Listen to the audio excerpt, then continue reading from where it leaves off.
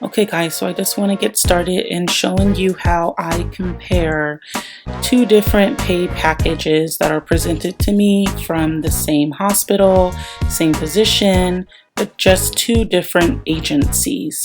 So before we begin, I just want to start by stating that in a pay package, there are two different portions. There is your taxable income, which is going to have your regular pay rate and your overtime pay rate in there, and then it's going to have your stipend portion, which is going to have your housing stipend and your meals and incidental stipend. Now your meals and incidentals and your housing stipends are the non-taxed portion of the contract, and the taxable is always going to be the hourly rate. So knowing that, we're going to get into how I compare both of these to see which one is going to give me the most money. As you can see, the one on the left is saying it's going to gross $24.13 per week. However, the one on the right is saying it's going to gross more at $24.22 a week. So let's just jump right into it and see how I compare these.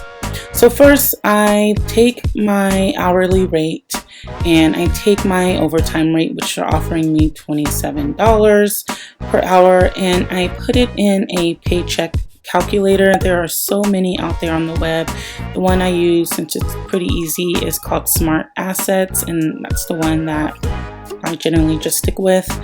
And as you can see, they're guaranteeing you weekly overtime pay, and this is because this is a contract with California, and anything over 8 hours is considered overtime. So you're guaranteed at least 12 hours of overtime pay per week, because nurses generally work 3/12s.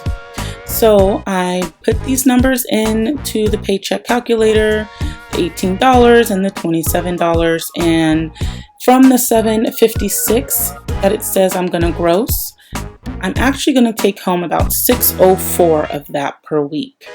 So yes, it's really low for a travel nurse or for a nurse in general, but the big bulk is right down here, and this is the stipend portion that is non-taxed. So with this particular contract, they're saying that they're going to offer me $1126 per week for my housing and $531 for my meals and incidentals, giving me a total of $1657. Now I don't have to put this in any calculator because it is already guaranteed for me. It looks like here with this particular website called Wanderly.us I like to use, they break it down with the hourly pay here. So they just took your stipend portion and they divided it by the 36 hours that you're working a week, giving you this $31.27. Same here, 531 divided by 36. It's going to give you the $14.76. So this is your guaranteed pay per week. So I took the $1657 and I added that to the $604 that I got from the $756 up here after it was taxed, and that gave me a total of $2261 per week. So now we have $2261 here on the left. Now let's take a look at the right side, and as you can see, they're saying they're going to give me a little bit more per week, and they're also giving me a higher hourly. So this is already looking better, right? Well, not really. This is what I did with my first contract, and this is why I'm showing you this video, so you can see exactly how companies can kind of get you with these higher gross weekly packages and higher hourly. So again, I took the $27.67 and placed it in my paycheck calculator along with the $41.51. Here's our guaranteed hourly, or sorry, our guaranteed overtime. Again, it's the California paycheck, so they always have those guaranteed hours in there. And then we have a total of $1162 with our gross weekly. Now once I put that in my calculator, I get a total of $870 of take-home pay after tax. Great, $870. So now I move down and I'm looking at what they're going to offer me per week, and it looks like they're only going to give us $882 per week for housing and $378 for our meals and incidentals, giving us a total of $1260. So I take our non-tax portion of $1260 and I added to our $870 giving me a total of $21.30. So $21.30 from $24.22 is kind of a bigger drop than what we saw here.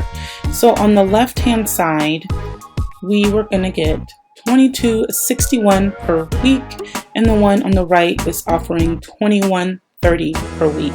And that's because they're giving us a much lesser stipend for the non-taxed portion. And that is really how travel nurses make their money. It's that these non-tax portions are generally on the higher side, and you want them to be higher than your taxable portion. Right off the bat, you see this one here, $16.57, and the taxable is $7.56. Already you know you're gonna get a little bit more money with your take-home pay per week because you're hitting a much lower tax bracket than you would if you were hitting this 1162 tax bracket. So they're going to take out more here. And you're also not getting as much for your non-tax portion. So comparing the two, there's a difference in $131 per week. Although this one on the right looks more appealing, higher hourly, higher gross, right? Not really. So if you do the math, $131 is about $524 per month. And over your 13-week contract, that's $1,703. That is a huge chunk of money that you could simply lose out on just by not taking the time to compare different pay packages out there from these different agencies, or like me, how I did with my first one, just jumping with the very first contract that I found. I ended up losing around $1,200 for my first contract for doing exactly that. So, all right, I hope that makes sense. If you do have any questions, just feel free to pop them below.